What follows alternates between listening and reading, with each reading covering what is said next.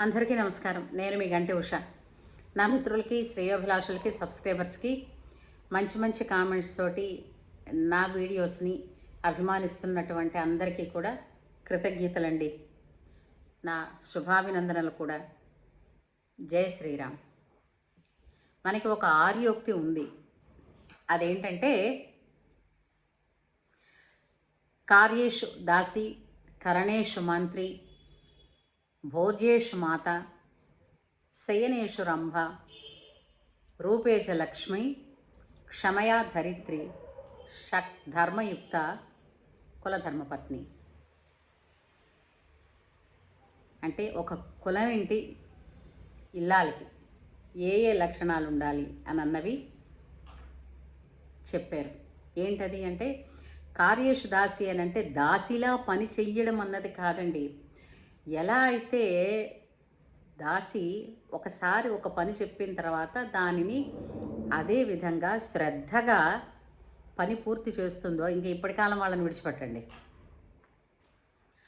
ఆ విధంగా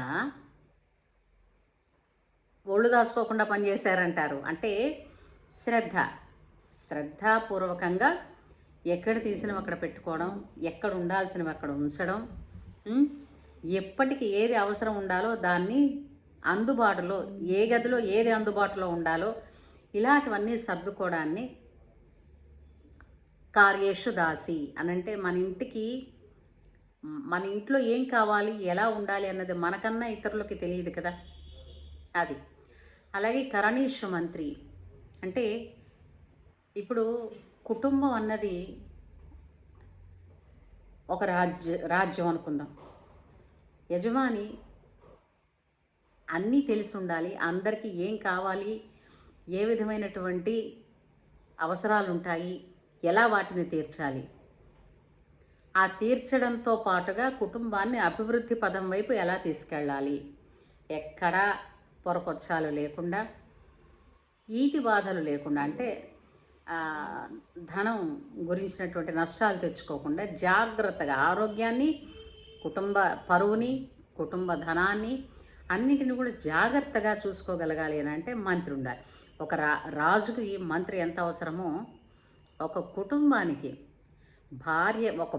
మంచి భర్తకి భార్య మంత్రిగా సహకరించాలి.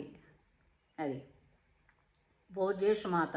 ఇది చెప్పక్కర్లేదు. తల్లి ఎలా అయితే పిల్లవాడికి ఆరోగ్యకరమైనది, అవసరమైనది, ఇష్టమైనది కూడా ఎలా చేసి పెడితే పిల్లలకి, మనం చూడండి, వాళ్ళకి ఆరోగ్యంగా ఉండాలి, వాళ్ళ కడుపు నిండాలి, వాళ్ళు బాగా ఎదగాలి అని ఆలోచించి పెడతాం కదా, ఆ విధంగా భోజనం పెట్టడం. అందుకు భోజనం పెట్టే విషయంలో తల్లిలాగా కడుపు చూసి పెట్టాలి అని చెప్పాలంటే, ఈ కాలంలో ఒకసారి కలిసి కుటుంబం అంతా భోజనం చేయడం గగనం అయిపోతుంది. ఎందుకంటే ఎవరి టైమింగ్లు వాళ్ళవి, ఎవరి ఇంపార్టెన్సెస్ వాళ్ళవి. అంతే కదా, ఒకళ్ళు ఆఫీస్ అయిపోయినా పాపం ఓవర్ టైంలు చేసేవాళ్ళు ఉంటారు.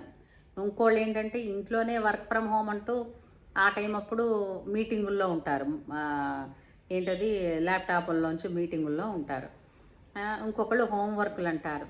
ఇలాగా ఎవరి టైమింగ్స్ వాళ్ళు, ఎవరు ఆకలేస్తే వాళ్ళు వంట వండి పడేస్తే ఆ టేబుల్ మీద ఉంటుంది, తింటారు అని అనుకుంటారు. ఇక్కడ కాదు, కొంచెం బాండింగ్ తగ్గుతోంది. కుదుర్చుకోవాలని అంటే నిజమే, అందరివి ఆ టైమింగ్స్ అన్నీ అలాగే ఉన్నాయి. కానీ కుదుర్చుకోవాలి అని అంటే మాత్రం మధ్య మార్గం ఎప్పుడూ ఉంటుంది. అది ప్రకృతి ఎప్పుడూ ఇస్తుంది. అది కేవలం ఆ ఇంటి ఇల్లాలకే తెలుస్తుంది. ఏ ఇంటి పరిస్థితులు ఎలా ఉండాలి అన్నది ఆ ఇల్లాలకి మాత్రమే తెలుస్తుంది.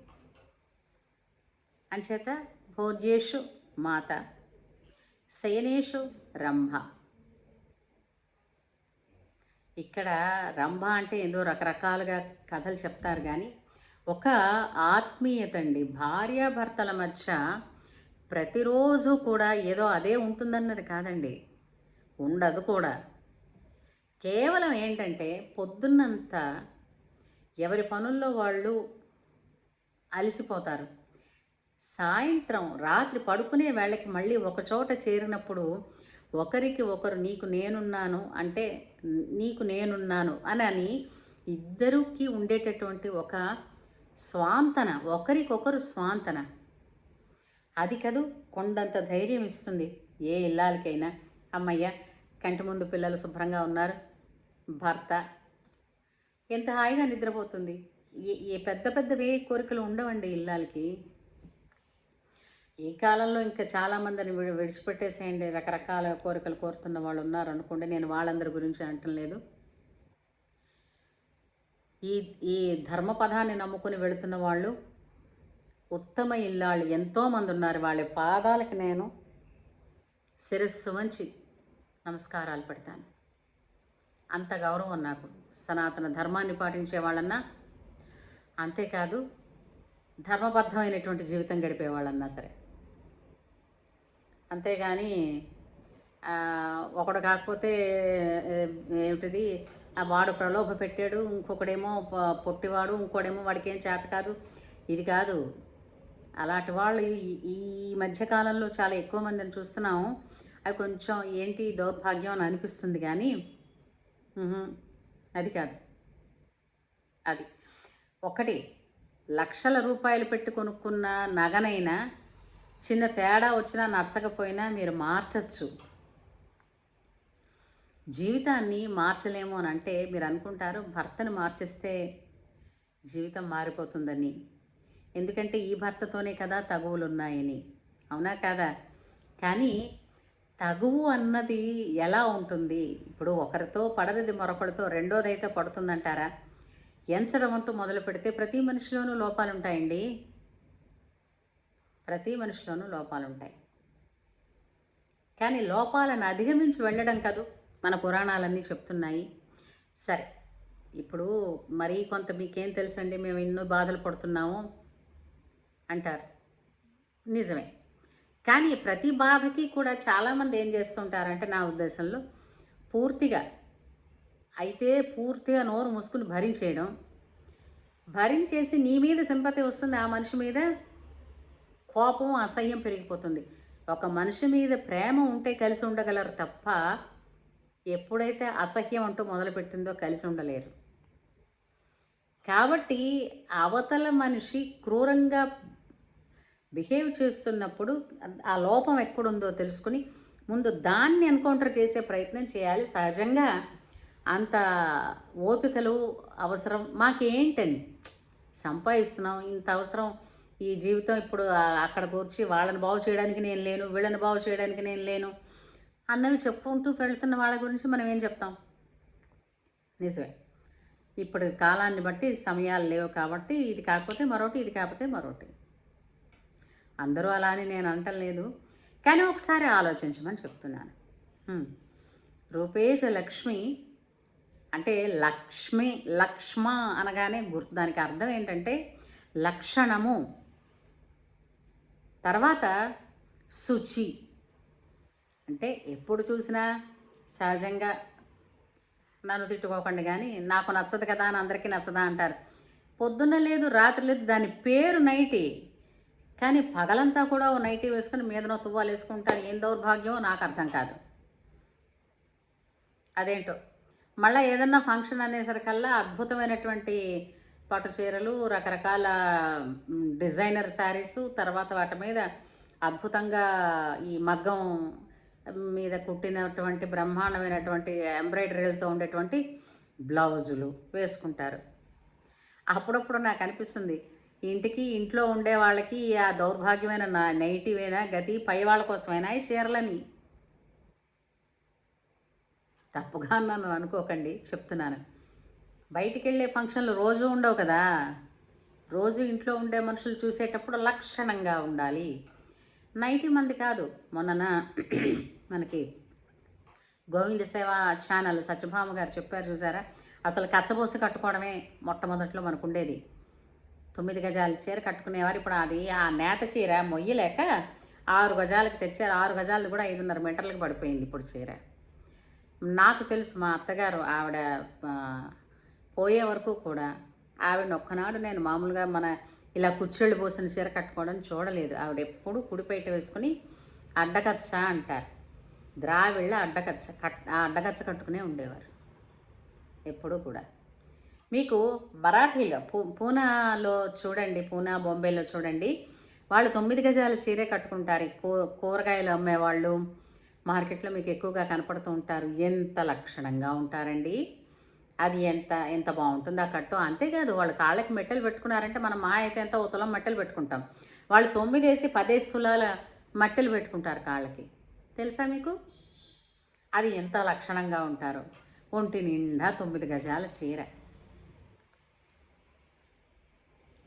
అంచేత తెల్లవారి లేచేసరికి తెల్లవారడం అని అంటేనే మనకి తెల్లవారడం కాదు, రాత్రి 11 దాకా సీరియల్స్ చూసి లేవడాలు కాదు.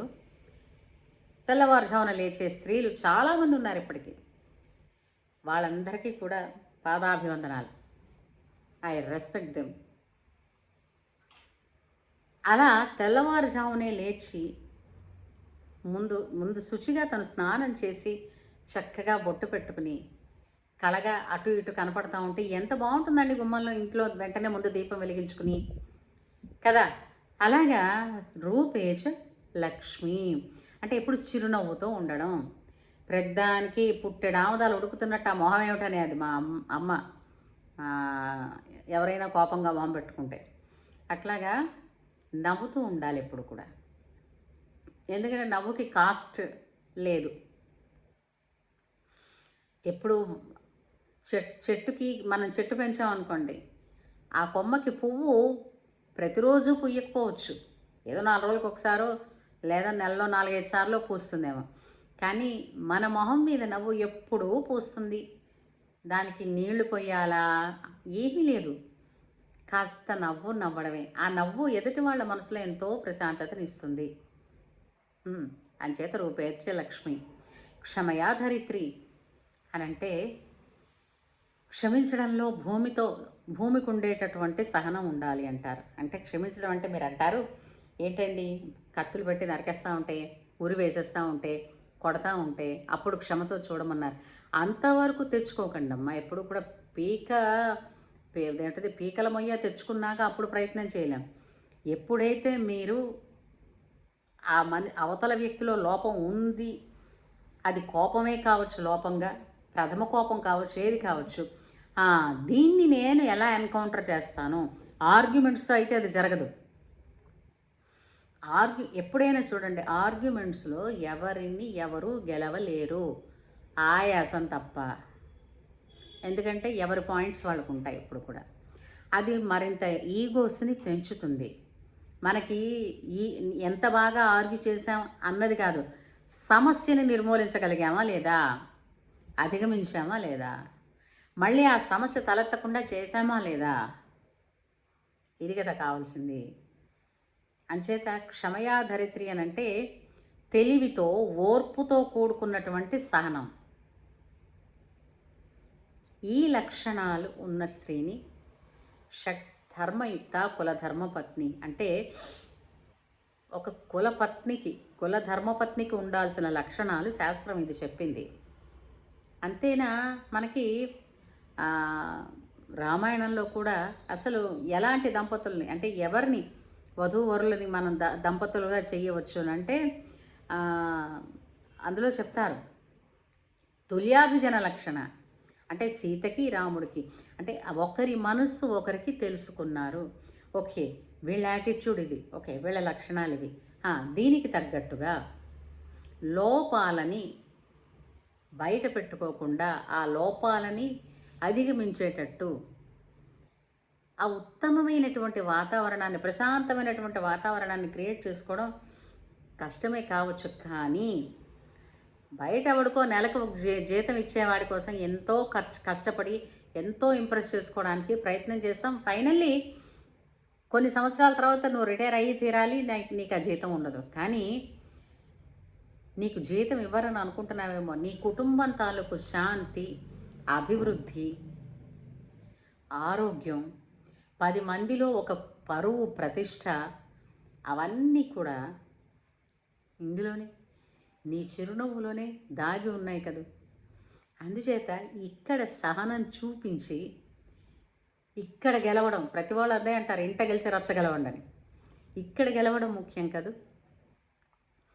ఇలాంటి లక్షణాలు ఉన్న వాళ్ళు ఎక్కడెక్కడున్నా వాళ్ళందరికీ మనస్ఫూర్తిగా నమస్కరిస్తూ కోరుకునేది ఏంటంటే మీ వంటి వాళ్ళు ముందుకొచ్చి నేటి తరానికి మీ అనుభవాలని పాఠాలుగా చెప్పండి. ఎందుకంటే లివ్ ఇన్ రిలేషన్షిప్స్ అని, ప్రీ వెడ్డింగ్ షూట్స్ అని రకరకాల పేర్లతో యువత చెడిపోతున్నారు. వాళ్ళు బాగుపడి అంతకన్నా అభివృద్ధిలోకి వెళితే ఎవ్వరూ అభ్యంతరం పెట్టలేదు. కానీ వాళ్ళకిచ్చిన స్వతంత్రాన్ని మేము ఉపయోగించుకుంటున్నాం అనుకుంటూ దెబ్బ తినేసరికల్లా మళ్ళీ అమ్మా నాన్నలతో చెప్తే వాళ్ళు ఏమనుకుంటారో అని చెప్పడాలు మానేసి వాళ్ళల్లోనే కుమిలిపోతున్నారు చూడండి. అడుసు తొక్కనేల, కాలు కడగనేల. అందుకని వాళ్ళని అడుసు తొక్కనివ్వకుండా మీరు మీ అనుభవాల ద్వారా ఒక ఆరోగ్యపరమైన కుటుంబ వ్యవస్థ తిరిగి మన దేశంలో, మన సమాజంలో నెలకొనేటట్టు చెయ్యాలని, నేర్పాలని ప్రార్థిస్తూ జై శ్రీరామ్.